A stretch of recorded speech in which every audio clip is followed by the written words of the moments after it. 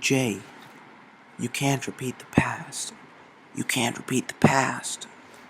No. Well, of course you can, old spall.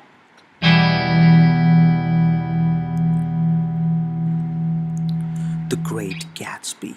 Also, on a side note, it's been a dead week for movie news, so it's been a while since my last video. I apologize.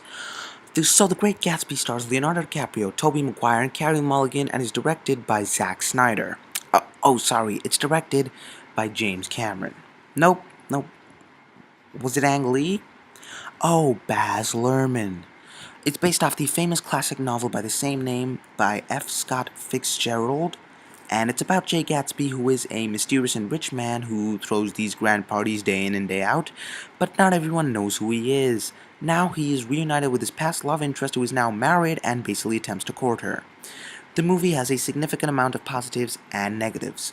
Leonardo DiCaprio's performance as Jay Gatsby was absolutely phenomenal. Oh, Spall. And he's one of the best actors working today. Oh, Spall. Alright.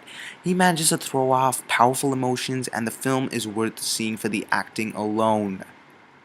Oh, Spall. Tobey Maguire plays Nick Carraway, and I actually like Tobey Maguire, and this was certainly one of his better performances. He does a great job as a character-cum-narrator. Carey Mulligan and Joel Edgerton were also good in their respective roles, but the performance that people will overlook, which I loved, was that of Jason Clarke. He's kind of a dirty mechanic, and he was awesome. The film also delivers at throwing you into the 1920s with some amazing set and costume design, but I had various issues with the movie. Firstly, the movie is way too long. The first 20 minutes are slow, and the last 20 minutes are stretched. This felt like it had more endings than Return of the King. I know it's based off a book, but the filmmakers shouldn't have made it seem like they were building up to a certain scene, and then to a different one, and then to another, and then to another. I'm also kind of divided on the music. There are some parts where the music is classic 20s and 30s and it's good, and it really throws you into that world, and while there's not much of the Jay-Z music didn't fit in the movie for me.